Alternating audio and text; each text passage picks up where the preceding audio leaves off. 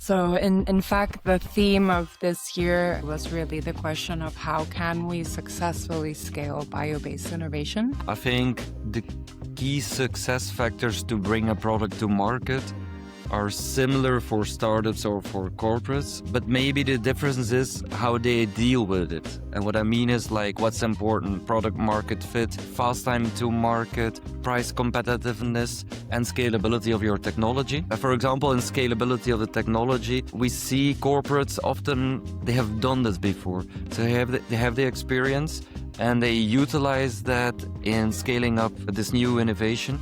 And they're less pushed, like, for example, startups by their investors to go as quickly as you can from lab to larger scale. So in the discussions we have with startups, we're often pushed like, oh, can't we immediately go to the 75 cube tank? Okay, that's nice and it might work, but it's a big gamble. And when it doesn't work out, everybody's unhappy. And what you see with the big corporates is that they will be more keen on doing it step by step, making sure that we don't forget anything, because often in scale-up the devil is in the details, and there are lots of things that can go wrong that you cannot really predict. So you have to do it step by step and carefully. And I think a second thing on price competitiveness is that corporates, again, because of the experience that they often have a better picture on what the cost of the technology or the cost of the product will be at industrial scale. Where we see in our discussions with startups, and especially with very early ones, is that they sometimes have an unrealistic idea about what the production price eventually will be at that larger scale. Our advice also there a bit is to startups, like, involve consultants as early on as you can in the process. Maybe also involve people who do TEA, and they will guide you also on being realistic in your scale-up plan, being realistic about your production costs. If necessary, pivot to another market. So corporates tend to have a longer breath with regards to the financial aspect, but also resources, right? The knowledge and expertise that they bring. Would you say then that actually it is also the job of the venture capital funds, or let's say the investors that stand behind startups in their scaling journey, to actually try and be more patient? I think the experienced VCs who are already investing in this field for a longer time, they also know. They also learn it the hard way that you have to be patient. And I think it's especially for new people in the sector who see this as an emerging technology, but who don't have the experience on what it takes to bring products to scale. I think it's primarily them who are impatient, and I think they should take into account that it's a biological system. Not everything can be predicted, and as a result, you sometimes will observe things that need a thorough root cause analysis to identify why it didn't work. We've seen many things in scaling processes that you were not able to predict.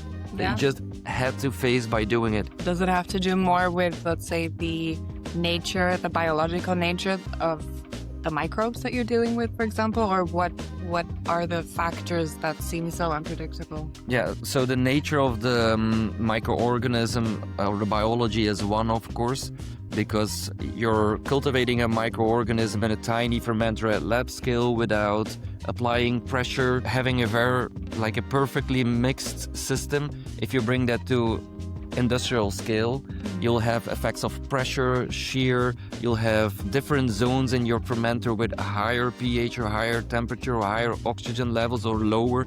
So you don't have this homogeneous system as you have on lab scale. This can have an effect on the microorganism. So that's one. But it's also the way you prepare stuff. Like on lab scale, you prepare something very easily. If you do that on larger scale, you need certain equipment to do that. That all might have an effect on the medium, might have an effect on the microorganisms as a result. So yesterday during the panel with 𝗨𝗏𝗏 and Martin Tangney and David Voigtlander, we discussed a few factors, and among the ones you just mentioned that are a bit more technical, that have to do also with the funding background, partnerships were mentioned frequently by all of you. Can you give us some insights into that? Indeed, it was 𝗍𝗏𝗏 that mentioned it, and partnerships are essential. I think we live in a world where everybody's specialized in a certain field, and I think it's unrealistic to think that even at a large corporate you can have all of that know-how in-house. So a large corporate like Evonik says like, to do certain stuff, it's better to work with partners because they do it better than we do. If Evonik says that, I mean, how does that resonate to startups? Sure. So I think it's really essential for every step in the process to identify which is the best partner. Could be like that they have the best competence, but it's also who is the right partner for me at that moment in time. In addition to partnerships, so you just mentioned sometimes it's maybe a good choice to scale with corporate partners. And other times it might be good to scale with the 𝗫𝗁𝗫𝘁 pilot plant, right? You've witnessed a lot of different types of startups, a lot of different teams. Can you share with us if you've observed any patterns or characteristics of founding members that actually make it this far? I was surprised and was not surprised by Martin from Celtic Renewables when he said it's all about dedication. And I think that's it's absolutely right, because there will be hurdles along the way, there will be failure, and it's about starting again with a positive mind again. But it's just you try to scale your technology afterwards, you try to set it up in one country, it doesn't work out, you look for new partners, you try again, you fail again, you keep on trying basically. It's about not giving up and being convinced of your story. In addition to that, in addition to dedication, I think a good team is always a team that also has a combination of people with business mindset, market insight, and technical profiles. I think it was also mentioned by 𝗂𝗶 yesterday. He said like the most important profile that you need to hire is a good process development person, because it will save you a lot of money in the end. And I agree with that, because the thing is like you have startups with nice products, nice stories.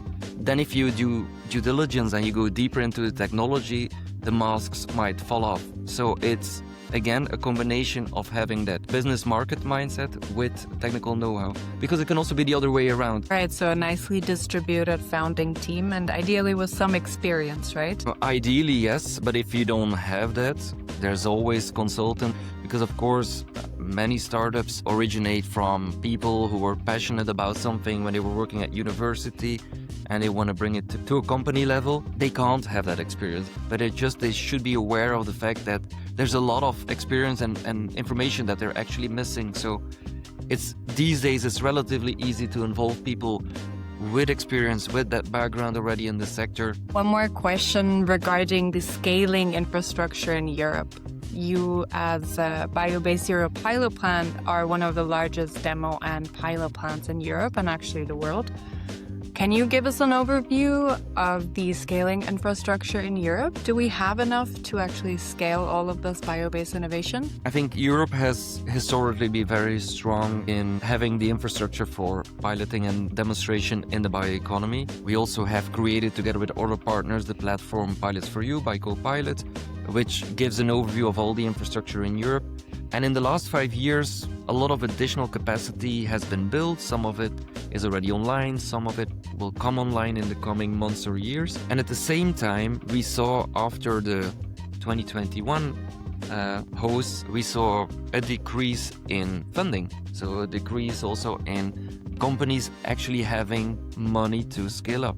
Luckily, there's public funding to CBEGU, 𝗫IC and others to balance that out a little bit. But in a nutshell, a lot of additional capacity has been built. In addition to that, what we also see is that other countries of the world, US, for example, Biomade, has announced to build 5 pilot plants. They also have announced that it's their goal to build 15 in total. Wow. India has announced that they're going to build 21 pilot facilities. Korea is going to build 8 pilot plants. New Zealand is going to build 1. And then last week I read, and we're still checking also a bit the source, China has the ambition to build 43 pilot plants. Wow. So you see all over, Europe has been historically very strong, and people came from other sides of the world also to scale their innovations in Europe, which was good, because after they scaled it in Europe, of course they could go back, for example, to the US, but often they also stayed to benefit from the excellent CMO or custom manufacturing organization network that we have in Europe. So we were actually able to also attract investments to Europe. That is probably in the coming years will be a bit under pressure. I don't think it will be by building additional capacity, because then there will be just an overcapacity for the same demand. So, I mean, everybody will lose in such a scenario. But I think it could be very important to remain state-of-the-art. We have all the know-how. We should have the newest technologies in our pilot infrastructure so that we can compete with the new ones that will come online in the coming years. I think this is very in line with what we discussed yesterday with regards to Europe's competitiveness on a global stage, right? We referenced the Draghi report a lot, which pointed out that the way Europe has been doing business will probably not be enough to maintain the growth and the prosperity that we've had until now. Do you see, policy-wise, that the policymakers are actually aware of this, that in fact, it's not only about enabling scaling of innovation, but actually that the infrastructure needs to stay up to date and needs to be modernized? To be honest, I'm not 100% sure about that. The problem of Europe is always that we're too slow. We realize things, we analyze it the correct way, I think, but we don't take action on it. And that's the difference with China or with the US. The speed of changing things is much higher outside Europe than in Europe. So I'm a bit afraid, because we're always looking towards a consensus model, that it will take a lot of time before we actually change a lot of things. So if we look back from 10 years ago, I mean, we shouldn't be all too negative. A lot has been changed. We had BBI, we had CBE, we have EIC, we had ERDF funding for pilot and demo infrastructure.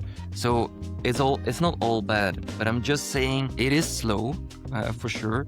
And I'm not sure if that sense of urgency is there within the European Commission, that we're actually at the point that we're starting losing a lot. Because if, for example, if you look at China, and when I started my academic career, innovations from China, papers from China were not of the same quality as we had in Europe. If you look now at research papers about a certain topic, many of them come from China and they're of great quality. If you take that in combination with China investing a lot in scaling up these technology and China having a lot of infrastructure to also manufacture these products, it's going to be a very, very competitive race. Absolutely. I think it's for the first time in the history of the Chinese Republic, People's Republic, that they've included bioeconomy and biomanufacturing as a strategic pillar in their 5-year plan. So there you go. Hendrik, this is the 5th edition of the Pitch Perfect Bioeconomy event, and I feel like compared to the first one, a lot has changed. What do you think? I'm super happy, super grateful with the result we have today. We started 5 years ago with a one-day event. To be honest, I don't remember actually how many people attended that event, but what I do remember is a lot of people, of course, from the Benelux. In the years afterwards, we were able to open that up a little bit, really having that focus on Europe. We had innovators from all over Europe pitching their ideas. I think since 2 years or 3 years, we made it then into a 2-day event with an optional day also to visit the 𝗫𝗁𝘁 pilot plant. This year, we even increased the program a little bit on the Monday with a longer session and very inspiring panel discussions with, for the first time, a reverse pitching of investors. So basically, investors pitching their funds to the innovator, which was quite fun, I must say, because I think one of them said they were humbled by having to now stand there and do the pitching. Indeed, and I also heard other people saying investors are humanized this way. Because indeed, investors are always talking about having the best pitch, and innovators should differentiate them, and what are your USPs? I mean, the classical things, right? And then you see some of the investors pitching, and I remember a quote saying like, yeah, well, actually we do more of the same as the other ones. I mean, if an innovator would say that, that would that would be considered not as being the perfect pitch, right?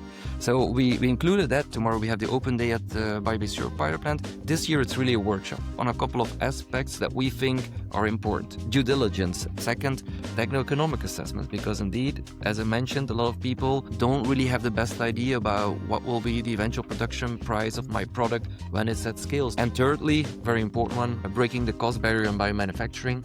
Different strategies to really make overall biomanufacturing cheaper. Think about continuous fermentation, think about in situ product recovery, novel DSP technologies. So it will be a very in-depth workshop together with the startups and the investor.